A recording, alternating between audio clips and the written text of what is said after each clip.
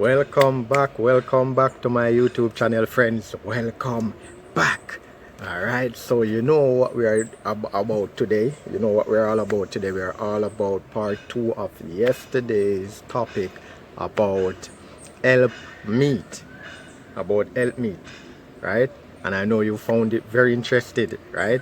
And maybe you want more. So today we are going to dive into it, into part 2 of this topic. Don't go anywhere. Stick around, stay with me, and we will discuss this part 2 of help meet.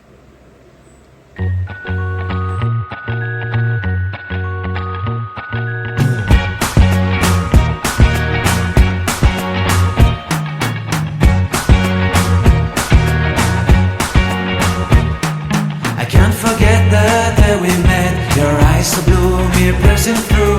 I can't forget the day we met, your smile so bright, it made me swoon. Our love is like a summer's day, hot and endless in a magic way. Whenever I see you, all I can feel. Yes, welcome back, friends. Welcome back again. Alright, so yesterday we spoke about help meet, and today we are going to be back on it again, part 2 of this wonderful discussion that needs to go out so persons can have a better understanding of what God is dealing with when he made woman from the ribs of the man and say she will be an helpmeet to the man. Alright, so we know that this word helpmeet is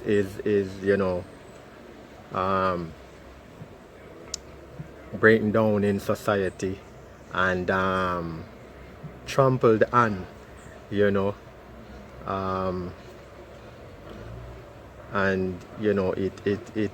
it makes a lot of women feel insecure, by this word helpmeet, and it is because of how it has been breaking down and trampled on by men, and being abused by men, and that is why women don't want to associate with this helpmeet word, because of how it has been breaking down in society and let them feel. Now we are here dealing with it, and we are here to let it known that helpmeet is a honorable word and honorable duty that God has placed upon a woman, right?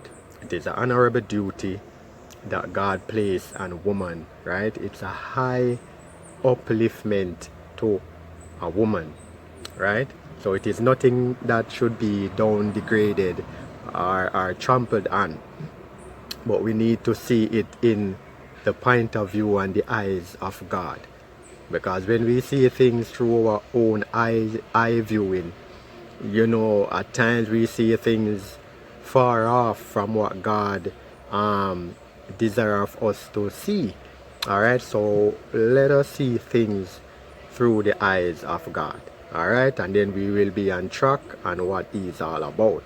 Now, in 1 Corinthians 7, I'm just going to read verse 3 and 4 and let you understand the level of what God is dealing with when it comes on to being one, right? This is the level that God is on. Now it said, let the husband render unto the wife due benevolence, and likewise also the wife unto the husband, right? The wife hath no power of her own body, but the husband, right? And let me read that again. Verse 4 says, the wife hath not power of her own body, but the husband. Here the next part now, it said, and likewise also the husband hath not power of his own body, but the wife. Now, what God is saying here, friends, is that when you join one in marriage, right, with your spouse, becoming one when you are married, your own body, my body, don't belongs to myself anymore. It belongs to what? To my wife. And it is saying my wife now body don't belongs to her. It belongs to what? To me, her husband. So you see the oneness that God is applying there. The same thing that goes for the wife, the same thing that goes for the husband. So God is leveling the playing field with both spouse, right? God is leveling the field with both spouse, right? So both spouses are responsible for each other, right? I don't get up and do anything I want to do with my body, and my wife don't have any say about it, right? And my wife don't get up and do anything with herself, and I don't have a say. Both of us have a say with each other, because now we are one, right? We consult each other, we are one. So that's what God is dealing with when he say that the woman is a helpmeet to the man, right? To become equal with the man in all his endeavors and his doings. The wife must be there. The woman should be there in all his planning and his doings, right? The wife has a role to play in all of that. So the man don't do anything he wants to do and the wife don't have a say or know about it. No, that's not God's intention when he place a woman to be helpmeet to the man, right? God's intention is that the woman should assist in every doings, every working of the man, right? The wife should assist, right? So whatever the husband is doing, the wife should be there to also to give assistance and give her opinion as well, right, in helping to enhance the movements of the man. So the woman is there to complete the man by assisting him to be the head and carry out what is required of him to carry out, right? So the woman is to be there in all his movements and his doings, right? So yeah, that's the annoyingness of these young men and these bikes. That's all they're interested in, making noise in the place with their noisy bikes, right? Yeah, a pest to society.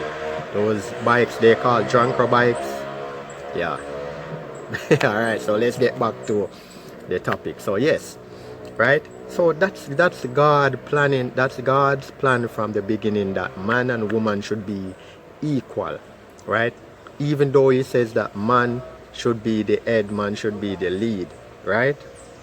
That man should be the head of the family, right? But the woman should be by his side. See to it that the man carry out his headly duty, and whatever she can render to help the man to go further or to accomplish, she is there to do so. So it's not to be trampled on her under feet. It is not about that, friends.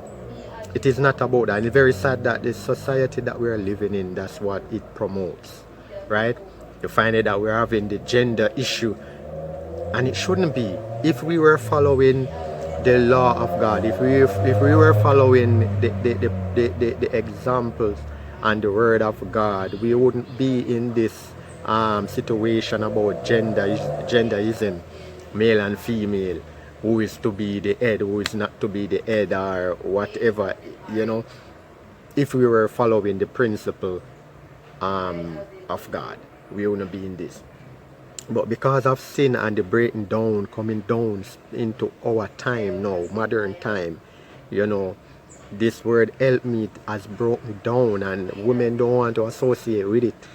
But when you come to know God, you will associate yourself with this when you come to know God and know His Word and His requirements of husband and wife, how husband and wife supposed to be, right? So it's only when you know and come to know God and know His requirements for us and reading His Word and abiding by His laws, by abiding by the commandments, we will submit ourselves to the right way and the right doings that God require of us, to do. No. Let's look at something here. Let's look at this in Ephesians 5, verse 22. You can read it to 22 to 33, right? You can read all of it. It speaks about wife submitting to her own husband, and it speaks about husband loving his wife as how Christ loved the church. No, it didn't say the wife should love the husband. Notice here it says that wives should submit, right? Wives should submit to her own husband, right? Why? So I mean, it says own. So God is saying that the wife should have the one husband. Husband should have one wife. So it's no two wife or two husband. All right. So God is not into those things. So it mentioned own. So your own husband and your own wife you should submit yourself to, right? So look at it. The wife should submit and the husband should love. So while the wife is submitting to her own husband should present love to her, should be loving and caring for her, right? So it didn't say the wife should love the husband. It said that wife, but automatically when the wife submit, she should submit in love. But it specifies that the husband should show love because of the wife already submitting her entire self to her husband. So the husband should submit love to the wife, right? That's what God is dealing with, friends.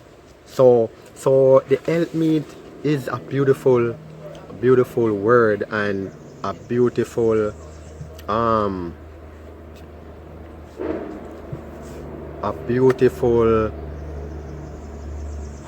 what's the word I'm looking for?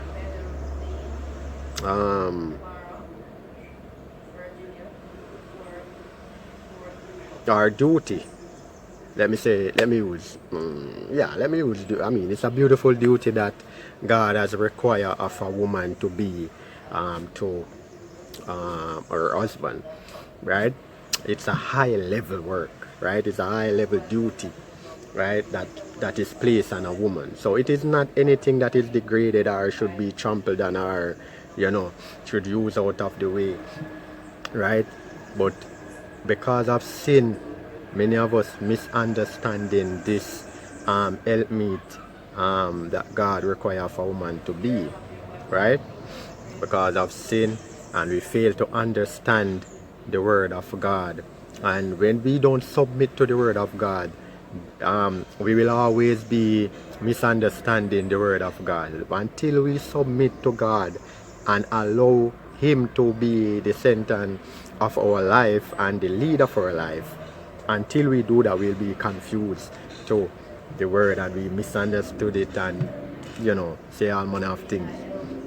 But when we submit to it, submit to understand it, the Spirit of God will open the word to us and let us understand and submit to the right way we are supposed to submit to it. Friends, I leave it right here. And I hope that you enjoy this little reasoning with me, and I hope that you have learned something. I've learned a lot doing this. I'm learning as well along with you. So please feel free to share it with someone who would want to have this reasoning as well. Who would really want to understand about this help me, you can share it and reason among yourself as well. So feel free to share, like and comment, even though I'm not getting much like, but it's okay. You know, but the like would encourage, you know what I mean. But please share and feel free to comment and like, you know, and just let us encourage each other together and uplift each other, because that's what my channel is all about, upliftment, and you learn something, and you know, it's all about what God requires of us to do. All right, so let us continue to see and strive to see things through the eyes of God and not through our own eyes. All right, friends, so please like right here, subscribe right here, and make your comment, and please share. All right, so keep it breezy, friends. And I don't know about tomorrow. Maybe tomorrow. I'm not gonna promise you that tomorrow I will be doing a video. I'm not gonna promise. Maybe if something comes to mind to do it and the spirit beats me to do something tomorrow, I will do it. But if not, join me Monday next week, another week. We will do this all over again. All right, so take care and have a blessed and a beautiful weekend. All right, take care now, friends. Take care.